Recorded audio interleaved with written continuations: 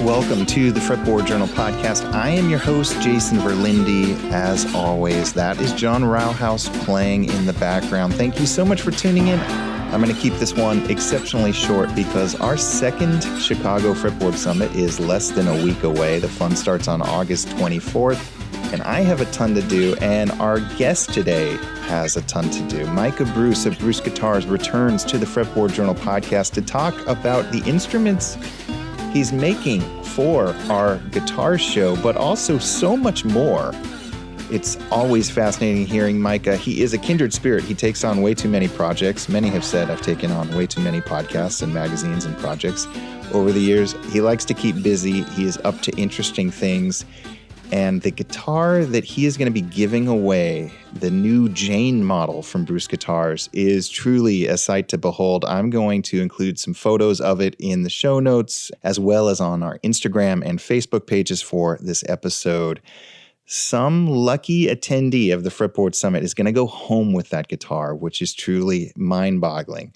Now, we've sold out of the 3-day all-access passes that allow you to enter to win that guitar, but you can still meet Micah. You can still meet his former employers at Collings Guitars. You can still meet Hudson Dalton, Richard Hoover from Santa Cruz, Josh Scott of GHS, Bob Taylor and Andy Powers of Taylor Guitars, and 50 or 60 other guitar makers at the Fretboard Summit. All you got to do is show up at the venue either on Friday or Saturday, August 25th or 26th, or you can pre-order your ticket on fretboardsummit.org for the Lutherie Showcase. Those tickets are available. We want this to be worth the time of all these luthiers who have worked so hard to make instruments for this show. So even though you may not be able to go to all the workshops and the concerts and stuff that I've been pitching you on, you will still have a blast, and you will still be able to see a ton of great playing and a ton of great guitars, and you'll still be able to meet all of these legendary builders and new builders and all points in between. It's a really eclectic mix this year. We have a bunch of electric builders this year. It's going to be fun. So again, I'm looking forward to seeing a bunch of you at the Fretboard Summit in Chicago. For those who don't know, I just created a Patreon for this podcast and the magazine and all the projects that I do. It's patreon.com/fretboard_journal. I'll include a link to that. That's a way to get this podcast ad-free and some bonus content. I'm going to try to do some live streaming from the summit on there. It's a great way to just show your support for all that I do, because advertising, as you hopefully know, is a very limited part of the equation around these parts. And we want to be able to keep making incredible content for you on a regular basis without having to rely on it. So go to Patreon, support our show if you love it, if it's a big part of your life. I promise to make it worth your while. And we do share all of these podcasts ad-free if you are on our Patreon. Speaking of ads, Paykid Nation sponsoring the podcast once again. Use the discount code Fretboard when you check out, and you will get $20 off of any annual subscription or your first month free. Isotope also offering a discount to all of our listeners. You can use the discount code FRET10 to get 10% off of Isotope. Our friends at Stringjoy Strings are offering you all 10% off of your first order at stringjoy.com. They now have mandolin strings, and I've heard great things. And on next week's podcast, I'm talking to Scott all about the mandolin strings and how he started a string company, which is one of the wildest stories you'll ever hear. And last but not least, our friends at Mike and Mike's Guitar Bar are sponsoring the podcast once again. Go to MM Guitar Bar. You will be blown away by their selection. They are here in Seattle, Washington, where I sit. They have one of the finest curated collections of vintage instruments and amps around, acoustic and electric. They have it all. Follow them on Instagram. Tell them the Fretboard Journal sent you. If you see anything intriguing, they will treat you right. Those are our sponsors for this week's podcast. Now, let's talk to Micah Bruce of Bruce Guitars. We are 6 days away from the Fretboard Summit, and he hasn't put the neck on this one guitar yet. It's a nail biter, folks. I hope you enjoy it. Well, we are less than a week away from this crazy Chicago Fretboard Summit. How are you holding up? I'm good. I'm holding up. I've been working a lot. I've been getting up super early, getting work done, and then, go home, be with the family, put the girls to bed, and sometimes I'm coming back to my shop, burning the candle at both ends, as they say. Yeah. Well, let's just get into it. What do you obviously know a week out what guitars you're bringing to show to the public? Can you give me the lineup? Can you tell us? Yeah. I know insofar as assuming nothing goes wrong with the work I have yet to finish, which is always possible. But yeah, I'm bringing. I've made two of the Jayne model, as I'm calling it. That's it. My first original model is the Ellery, and I think I'm going to bring. I have one for sale on consignment right now. I think I'm going to take it with me if it doesn't sell before then. So I'll have an Ellery. I'll have two of the Jaynes. I've made a surf green tea style. Whoa, cool. I've made a roasted swamp ash tea style that's like kind of a more contoured version. I have an acoustic, a single O mahogany with Adirondack top single O, which is actually sold already, but I got the guy's permission to bring it to show. Cool. And I feel like there was one more. Oh, there's a P bass that's also, it's on consignment also, and I'm like, well, it'd be kind of cool to bring it along and I think the store would be okay with me doing. I mean, it belongs to me, but it is for sale. And then I also, so I don't know if we've talked about ukuleles, but we haven't. I do have, I have problems, Jason. I'm interested in too many things, and then I get whatever I'm like excited about. I put my energy towards that, which is cool, but it can make for difficult messaging when it comes to branding and that kind of thing. Sure. I'm debating bringing those. I've got a couple that they're going to go to the ukulele site, which is a store in Hawaii. Mm-hmm. But I might not bring them though, because I think I'm going to be in the electric room, right? I don't even know. You might be. I can't remember. I think it all crosses over. Yeah, I might bring them. They're little. They're easy to take along. Yeah. You're tough to pigeonhole. I think there's electric builders scattered about, and then there's a mostly electric room, and you might be in that. And now that I think about it, I can't remember. I'm going to be up for whatever. Okay. Well, gosh. Okay. So lots to unpack there. Pretty much every fretted instrument known to mankind, except for mandolins, maybe. What are your ukuleles? I have an octave mandolin, but I don't have a regular mandolin. I've actually resisted doing those because. Okay. What are your ukes like? Because we haven't talked about that at all in the course of our conversations. I'm going to carry, since I have a phone. This is a nice feature. Sure. Instead of being tied to the desk. Okay. Yeah. So these. Long story short, I met a guy in Omaha. He's from Hawaii, and I had a shop in his building actually for a little while. My workshop. He owns a building, and part of that was I made some ukes with this brand called Hapa. I don't know if you can see that. HAPA. Yeah, which is a Hawaiian word for half, which is kind of a racist term, I think, but I don't think it's like a derogatory racist term, but it's like, you're a mainlander white person. You're not like a native Hawaiian. Sure. And it might even be like, if like, let's say a US Navy guy has a child with a Hawaiian, their child, I'm probably getting this really Someone wrong. Someone will know. Somebody will email us. I'm offending somebody, but anyway, that was the idea with Hapa was, Rob is Hawaiian and I am not. Mm-hmm. And he was going to help me kind of market these and without any further blabbing about it, that's where the name Hapa came from. Yeah. And it's, very much like it's a sunburst. It's got like marquetry purfling. The back and sides on this particular one is koa. Yeah. And then I've been doing the headstock like this, volute squared off like a Martin guitar. Mm-hmm.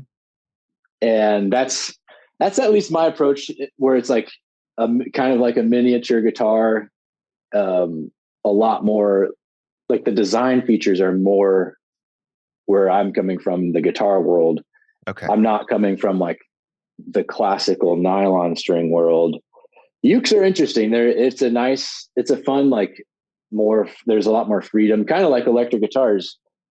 There's less established, I don't even know, not rules, but there can be some of that in steel string, which makes it harder to innovate without alienating.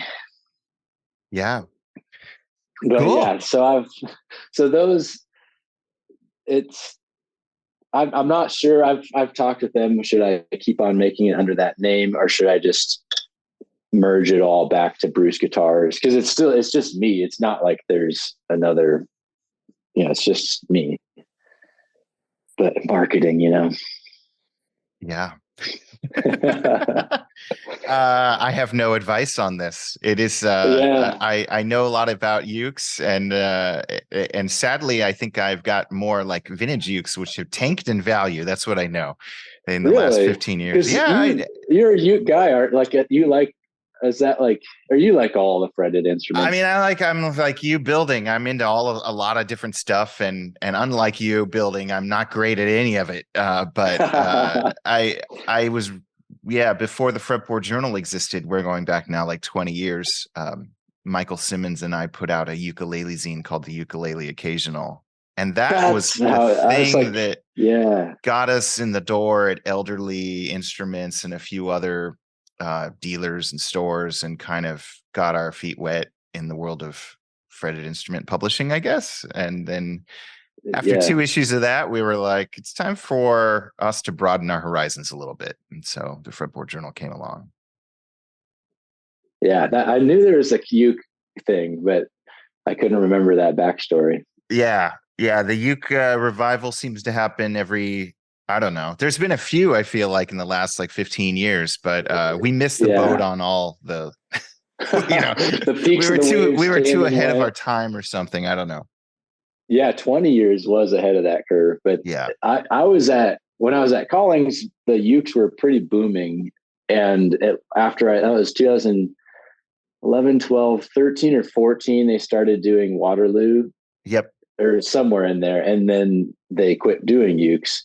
And so I thought, hey, this is my opportunity, because, people got a taste for what a Collings is like, and now they don't even make them. Totally. And so that was, at that time, my idea of, okay, I'm going to carry the torch. And I don't know, I guess I'm involved in too many things. I couldn't get that momentum and that critical mass, because I'm doing repairs and you're doing everything. We're all in awe of you and your versatility. And my stupidity. I think Steve McCreary, your old boss, once told me that like ukes are a fourth the size, but just as much work as a guitar. Is that kind of the case? Yeah, it is. Okay. And like the price point, there's some expensive ukes, so that's true. I'm not going to say the margin isn't the same. But if you compare apples to apples, like this uke that I'm holding is, if you had a Koa back and sides guitar, full body sunburst, fully bound, I mean, that would be, I don't know, depends on who makes it, I guess. But the same features on a uke are going to be, maybe 60 or 70% of the total cost of the guitar, but the same amount of work, pretty much. Yeah. Yep. Well, let's switch gears for a second, because I want to get into the Summit guitar and what you ended up doing, because I don't think we've done that. But before we get to that, you said you're bringing a couple of T-style, Telecaster style guitars, and our mutual friend Mark Stepman says you make a pretty fine Telecaster style guitar. I want to hear about those builds and what secret sauce you put into them. And Mark is the owner of Folkway Music and one of the most discerning and critical people I know when he doesn't like something. So for him to get for you to get the stamp of approval is pretty huge. Yeah, Mark, those are kind words from him. Thank you, Mark. And last summit, he came by my table and saw one that I made and thought it was really cool. And that kind of was the beginning of Mark and my relationship. I made him 3. This was maybe a month or 2 ago. Send them up to Folkway, and what is my secret sauce? I don't know. It's hard to be too novel, because that kind of the point of that kind of guitar anyway. But the bodies are super lightweight. They're roasted sugar pine, and the necks are my favorite profile that I've kind of arrived at over time. And it's like a full V profile. It's thick, but it's not gigantic. And then I've off-centered it a little bit. So when you're playing chords in first position, the center of the V is it's like an 1/8 inch towards the treble side. And then as you go up the neck, the V rounds out to more of not a round C, but like a parabola, as I call it. And then it becomes centered. So the thought being, if I'm playing chords, I hold the neck like this. If I'm playing lead, I hold the neck like this. So neck profile, and then of course the finish, I'm doing nitro lacquer, they're relics. I don't only do relics, but that's what these ones are. Kind of some secret sauce, I guess, in the finishing, how just the process to get it to look convincing. I'm not trying to do the nacho caster where it's just absolutely trying to make it like counterfeit quality relic. I'm okay if it doesn't look literally from the 1950s, but I do want it to be in that realm of conversation where it doesn't just look banged up and like you sanded through the lacquer. So I'll do, like, I'll pale out the colors. I'll spray the color, then I'll do some vintage toner on top of that. And then when it comes to the relicing, doing cold checking on it and dings and scratches. And then the decals. So that is another thing that I love, like Pinup Customs, Eric Daw, those guitars are awesome. And there's a number of other guitars I've seen that have some kind of decal, and I've always really liked that vibe. So I looked and went round and round about, okay, what kind of decal, like what's not copying, what Eric and others are doing. And it's also, I find it tough to find like a classy looking pinup girl that's not like this overly sexual thing. Yep. That's a fine line. In fact, this is a neck rest I have. These are cowgirls. Yeah. Ian Davlin made this. Oh, cool. And so I was like, okay, cowgirls are pretty cool. And they're not like, but even that's like, okay, is this something I want to show my mom that I made? I don't know. How is that going to age? Yeah. A good question. And again, I love that aesthetic. I'm not saying anything bad about it, but when I make a guitar and I'm putting my name on it, that's kind of where I arrived at the floral decals. Is these are pretty cool and classy without being like dripping with sexuality. Like it's still just like a cool vibe. But it's not for everyone. Not everybody wants a floral decal on their guitar. So I've put it on the back of some, or I've just not put one on it. So I don't have to do it on all of them, but on Mark's, that was one of the things I think that made mine unique from others, is kind of all those things together. A great lightweight, a good neck profile, good relicing, the floral decal, and then just, the playability, the setup, the action, the parts. Those all had Lawler pickups in them. I've not wound pickups. I've consciously decided not to, even though I would Yeah. love to. You have enough on your plate. Got to draw the line somewhere. Yeah, yeah, What yeah. is a Tele like the ones you sent to Mark? What's your ideal weight, target weight? If it's under 7 pounds, that's great. Yeah. Those are mostly between 6.5 to 7. If it gets close to 6, that's really hard to get a piece of wood that lightweight. Mm-hmm. That's not like a semi-hollow. And so, yeah, below 7 is great. That's ideal for me with that wood choice. Yeah. And then the roasted swamp ash one I'm doing, which is a totally different look. It's funny. I've been so used to these roasted sugar pine ones. When I've been painting this swamp ash, I'm like, man, this is heavy comparatively. Sure. The relicing thing, some people love it. Some people hate it. Some people just want a great guitar, whether it's been reliced or not. Does the relicing allow you to, I guess I have two questions. Is it easier or harder to make a relic guitar versus just a pristinely, beautifully finished nitro guitar? And then the second question is, do you feel like the relicing, maybe brings more out of the guitar?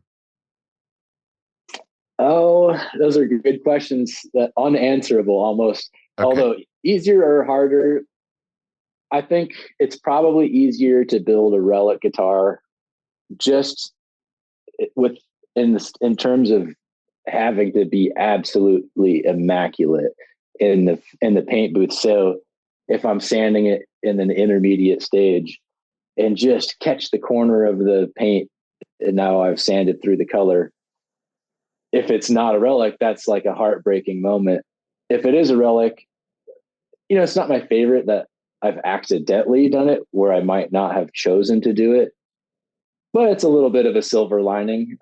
It's, okay, that's cool. The relicing, I think in terms of labor, it's the same time, if not a little bit more time to relic, because you have to age the parts. You have to be, you're doing this artistic thing that is time consuming if you're doing it thoughtfully.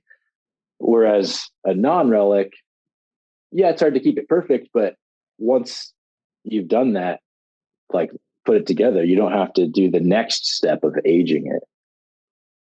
So I don't know. There's pros and cons.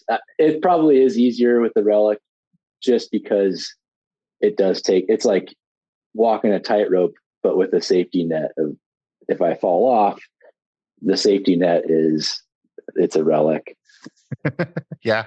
And then in terms of tone and vibe and I can't remember who was talking. Maybe I was reading the article of Dennis Spano and Novo Guitars was it the latest issue? Yeah. Most recent issue. Okay. Yeah. I think he had a line in there like, I want to make guitars that people play. And that, I think, resonates with me. When he makes all of his things as relics, it's a guitar you're not afraid to be like, oh, this is this perfect guitar. I don't even want to take this to the gig because it's going to get scratched. Mm-hmm. But if it's a relic, I'll play it on the couch. On the couch, it might touch the rivet on my jeans, and oh no. Well, at least now it gives me like a sense of freedom of not being afraid to actually interact with the guitar. So I kind of have been enjoying relics more lately because of that. I've thought about doing some relic acoustics too, which I probably will. I don't know. That's another realm where there's already builders doing it. It's not like it's an even hotter button issue. Yeah. Yeah. And it is the acoustics, for some reason, that market is a different way of adopting relicing versus non. But Pre-War Guitars does an amazing job. Mm-hmm. Even Martin started doing it and offering that on custom stuff. You got Fairbanks, you've got Cunningham. There's a bunch of builders. Iris is doing it. Yep. So yeah. It's slowly getting accepted. Let's Mhm. talk about the Summit, the Harmony Stratotone guitar, which remind me, what are you calling it officially? So the Jayne, The my J- second daughter, her middle name is Jayne, okay. and that's like my first daughter, her middle name's Ellery. That's kind of the idea. Like, all right, I've set a precedence now. I can't not name my second model No, after my second daughter's middle name. you have to.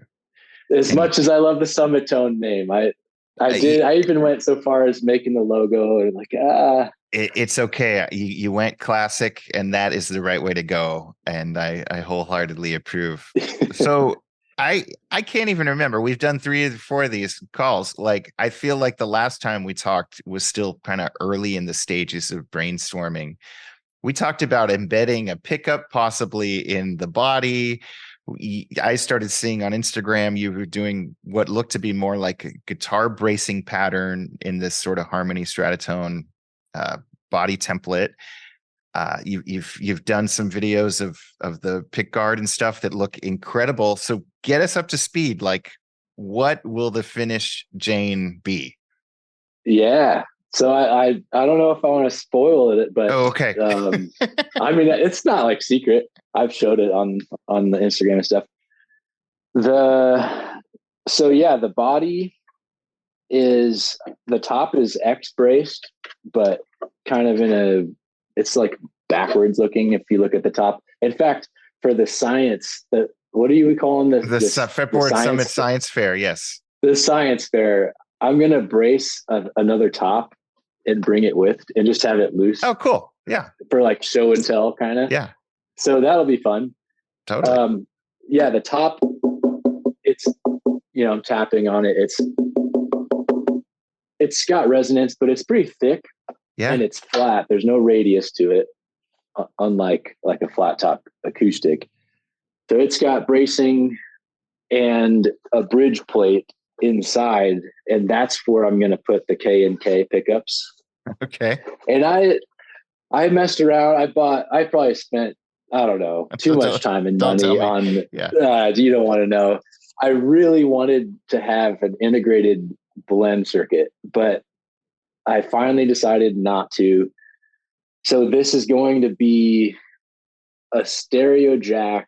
It's passive, no batteries, and the jack will look regular, and whoever owns it might never even care about the K and K, but it's in there and it's stereo out. So then I'm gonna have like a little demo thing that'll be you can have 2 channels, an acoustic signal, like a acoustic chain, and then the electric chain, and you could I probably don't have time to get in like an A B Y kind of thing, but that's my next idea I'd like to develop is if you can't blend it on the guitar, you could do it after and on a pedal, but it'll be yeah, just stereo out, and you could do with it whatever you want.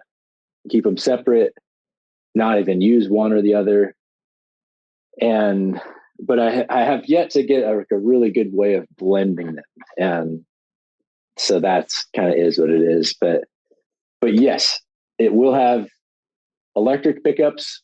Um, these are Curtis Novak gold foils, and he's coming to the event. By the He way, I told don't me. know. I know. Yeah, yeah. So that'll be fun. Yeah.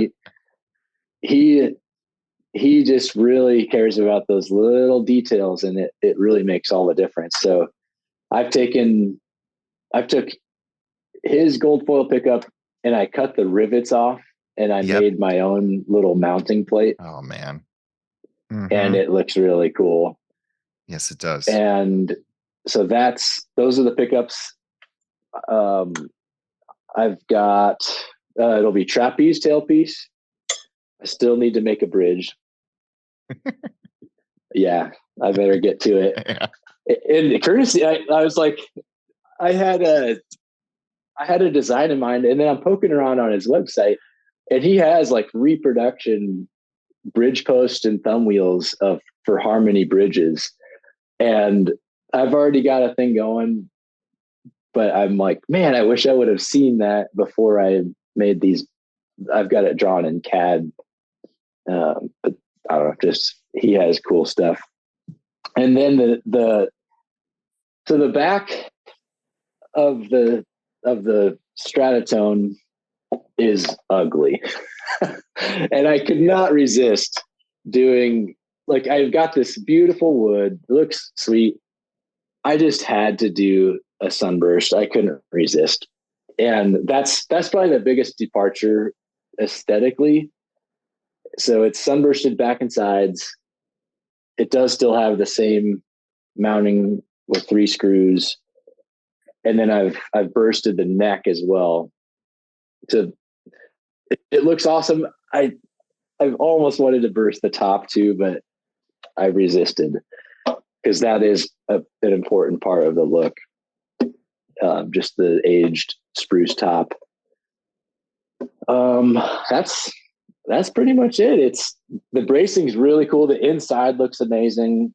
And I'm really excited. I put, I don't know if you can see in there, there's back bracing on the back. Okay. And I put a big fat back brace right under where the bridge goes. And I drilled a little divot into it that you could fit a sound post in. And I don't know if I'm going to put one in or not. Wow. But for cutting feedback and that kind of thing, I at least wanted to give the option that you could sneak a little bitty bridge post in there to couple the top and back from, I don't know, phasing or, so that's kind of a wild card. Is it necessary or not?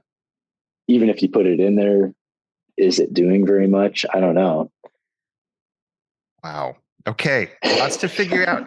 We are talking about an event that technically starts 6 days from now. I know. If folks can't see this, but you've shown me a beautiful guitar body and some cool hardware and a neck. Is this where you thought you would be at this point in the process? Or, I mean, I'm sure you always think in your head, oh, I'll be done in the last week, I'll be able to relax. But realistically, is this where you thought you'd be? Pretty much. Okay. I bring it down to the wire a lot of times. There's I can't remember what book I read, or they were talking about basically intentionally procrastinating because of the frame of mind that puts you in of like, all right, I've got to make this happen now. I don't have time to just twiddle my thumbs and think about it. I'm not saying I intentionally bring it down to the wire, but that does kind of free me up. I found, even doing the headstock graphics, this is what I arrived at. Oh man. Incredible. That I went back and forth, and finally I'm like, well, I just got to choose something. I stenciled them on to kind of get that same kind of look. So it's not buried under clear coat. It looks more screen printed on, which I went back and forth on because everything else the finish is, awesome. Doing that is more of a nod to even Les Pauls, it has like Gibson is under the lacquer, but when it says Les Paul model or TV model, that's sitting right on top and it's part of the look. Totally. Well, you learned from the best. We talked about earlier you working for Collings, and I remember many a NAMM show where Bill would come in on Saturday with a still kind of wet guitar that he had just flown in from Austin but wanted to show the world. And so you're one of the many in the long lineage of luthiers working till the midnight hour. So that is like subconsciously he's rubbed off on me, like where it's like, all right, here, let's push this through. And like, Bill, the glue does need time to dry. Yeah. But it's like, well, it'll get beaten up at the NAMM show anyways. So yeah. That Jayne looks stunning, and I can't wait to see it up close. You said you've built two there, so there will be one for sale along. Yep. So for folks who are just tuning in for the first time, we ended up selling out of the 3-day all access passes, and one of those few hundred people will go home with the one Jayne that we just talked about. And thank you to everybody who's coming to the Fretboard Summit. There are still tickets to the Luthery Showcase if anybody just wants to see what Micah and 55 of his best friends are up to in the world of guitar making, and go home with a guitar. But so yeah, you'll have the other Jayne available for sale. I will. Yes. Do you know what it's going to sell for? Have you thought about that? I don't know. Okay. I would be real curious. Maybe I'll ask like Mark Stutman, or it's pricing and marketing and all that. I don't know. I have no idea, because I've got who knows how many hours into it. How do you even price it? I think we got to hear it first, but yeah, I mean, it's definitely a lot more work than a Telecaster, and it looks like it might be more work than a Dreadnought. I don't know. I could have definitely built. So I built these two Jaynes. I could have probably built 3 or 4 acoustics by this time. I don't want to hear that. All for this dumb idea. Okay. I know. I blame you. No, I'm kidding. You can. I take full responsibility. I feel bad. No, not at all. That's part of the fun of it. Like, it's, if you don't do stuff like this, I don't know. I that makes life worthwhile, I think. Yeah. Well, Micah, I'm so impressed. You got to get back to work. I do. I've really got to get these things done, but I always have time to talk to you. All right. Well, I think we got to keep this ball rolling, and we will do a summit wrap-up show where we actually talk about what worked, and if you needed the feedback post and all that other good stuff, and maybe we can talk about some reactions people had to this Harmony Stratotone on steroids that you've built here. Yeah. I'm really excited to see what people think of it, and for me to even hear it. It's gonna be fun. All right. I'm gonna let you get back to work. Thanks, Jason. All right, that was my conversation with Micah Bruce. I hope you guys have all enjoyed getting to know Micah through this whole little process leading up to the Fretboard Summit. It's so fun to just meet someone and hear how they operate, and I can't wait to see these guitars in person in Chicago. And I hope you all are now following Micah to see what he's up to. It's cool stuff. Till next time.